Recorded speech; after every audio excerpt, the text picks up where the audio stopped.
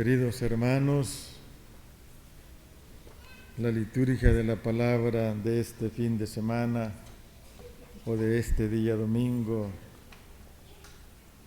nos hablan de que nosotros tenemos que velar por los derechos de los demás y practicar la justicia. Así nos ha dicho el profeta Isaías. Sobre todo dice con el extranjero. Sabemos de que Dios es un Dios justo. De todo lo que nosotros hagamos de bueno para nuestro bien espiritual o para nuestra salvación, Él no se agarra absolutamente nada. Dios nos dará a nosotros lo que nos hayamos ganado. Ese es el sentido de la justicia, darle todo aquel lo que ellos se merecen.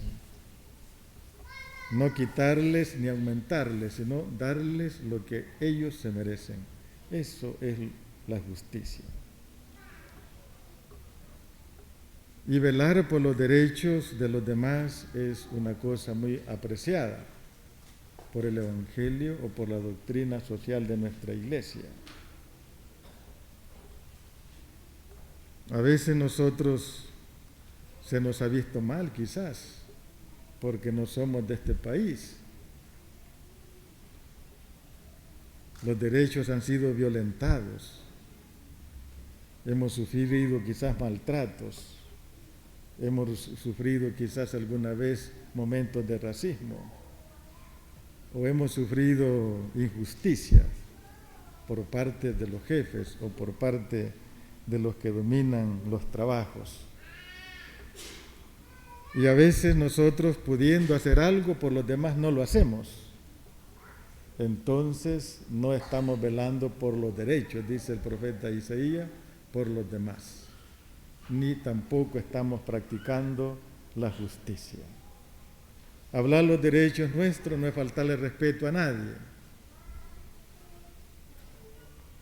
Cuando practicamos la justicia con los demás, tampoco estamos faltándole el respeto a nadie. Pero a veces nosotros nos quedamos en silencio, o a veces nosotros nos quedamos callados, porque a veces no tenemos informaciones o no sabemos defendernos y por eso no hacemos absolutamente nada. Pero los que ya saben o los que ya sabemos, tenemos que velar por los derechos de ¿quiénes? De ustedes, de los demás. Eso dice el profeta Isaías el día de hoy. Y por otra parte, el Evangelio nos habla también de una mujer cananea, que no era cristiana, podríamos llamarle. Se le trataba como una pagana, es decir, como alguien que no pertenecía a los judíos, cristianos. Por eso Jesús, cuando esta mujer le grita insistentemente que cure a su hija que está con un espíritu malo, con un demonio, dice el Evangelio, Jesús no la escucha. Podríamos pensar así nosotros, que Jesús no la atiende, que Jesús se hace el desentendido, como que esa mujer no le interesa. Podríamos pensar nosotros así. Pero la verdad de las cosas que Jesús, Él sabe lo que va a hacer. Él sabe lo que enseguida va a realizar o hacer con esta mujer. Pero esta mujer, bueno, imagínense, un hijo cuando se está enfermo, bueno, sufre la familia y sufre el enfermo. No solamente sufre el enfermo, sino todos los de la familia. Y al mismo tiempo algunos amigos que sean amigos de verdad, también sufren cuando alguien está enfermo. Y esta mujer tenía a su hija con un espíritu malo, dice el Evangelio, con un demonio. Y un endemoniado no es fácil lidiar con él, no es fácil trabajar con él. porque ellos se levantan, quiebran cosas, dicen cosas, tiran cosas. Bueno, es bien difícil. Quizás ustedes nunca han tenido la oportunidad de ver a alguien poseído o a alguien endemoniado. Nosotros como sacerdotes hemos tenido la oportunidad de ver a esta gente y no es fácil.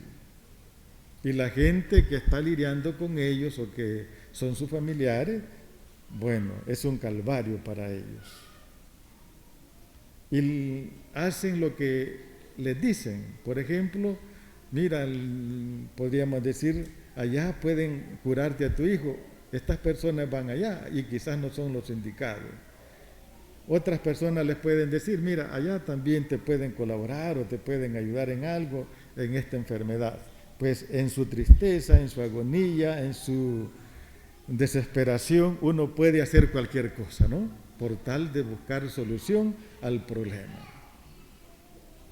Y esta mujer me imagino que estaba así, de esta forma, buscando una solución al problema que tenía su hija.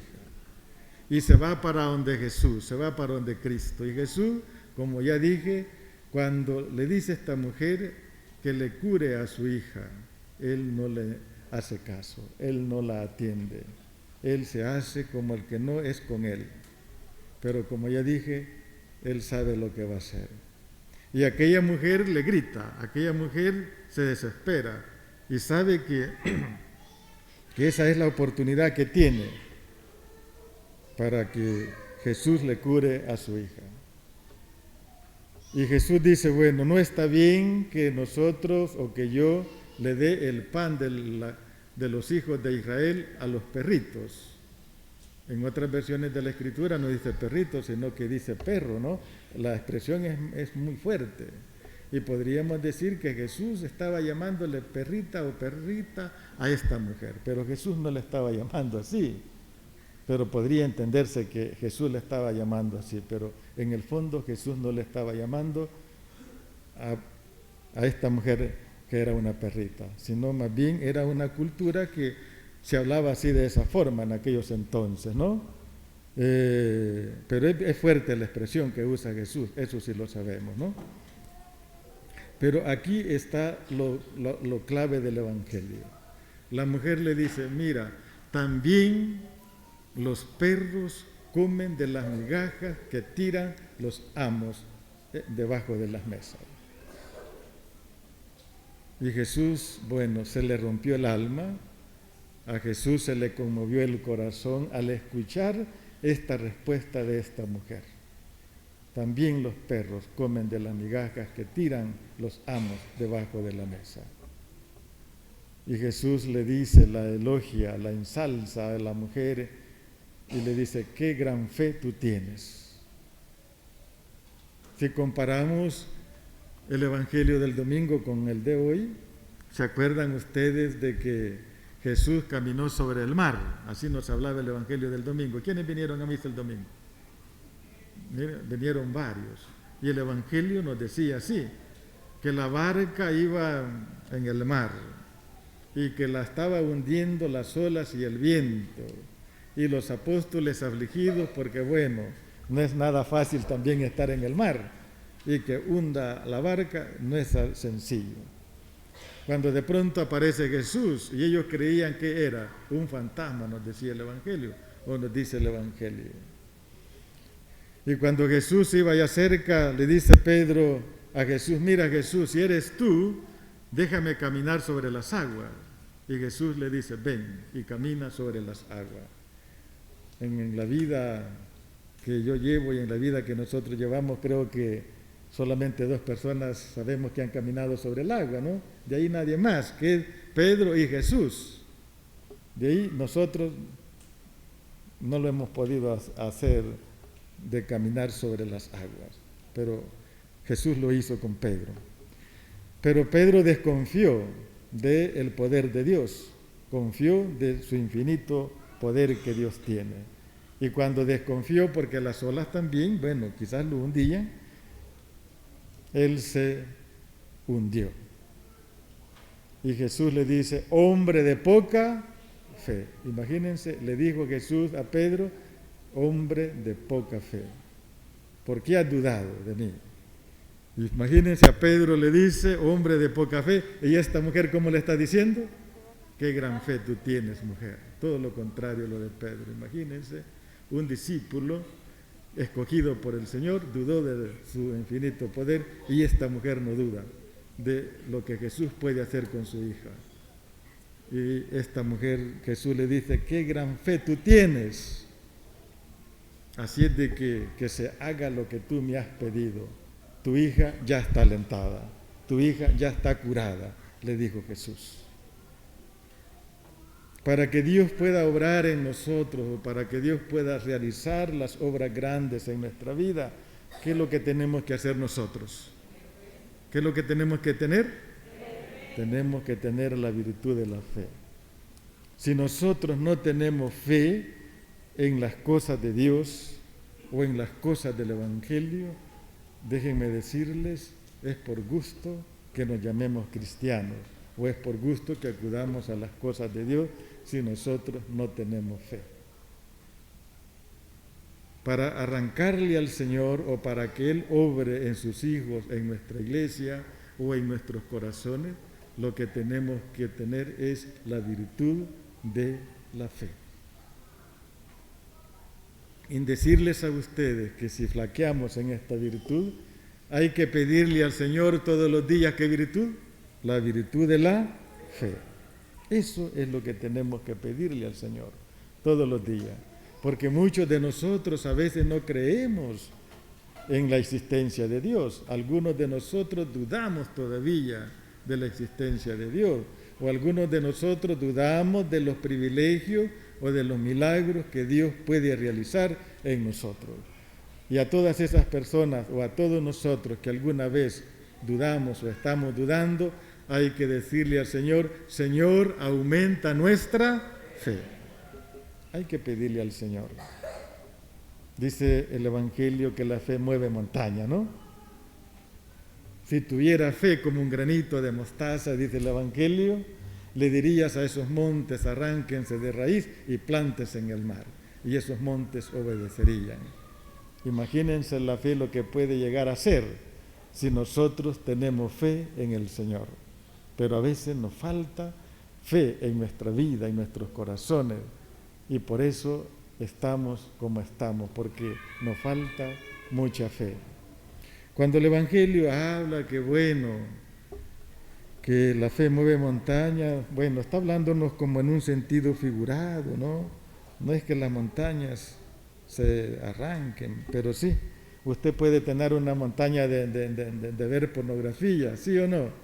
De doblar el codo comenzando desde el miércoles y terminando el día de hoy tomando cervecita, ¿no? Tiene un vicio bien penetrado. O puede tener el amor al dinero, y que solo el dinero, y no tiene tiempo para Dios porque, el dinero es su Dios. Miren, todas esas montañas, dice el Evangelio, si tienen fe, Dios se las puede quitar. Pero si no tenemos fe, nosotros no podemos dar esos pasos. Pero, como dice el Evangelio, para lo que los hombres es imposible, para Dios no hay nada imposible. Para Dios todo es posible, ¿no?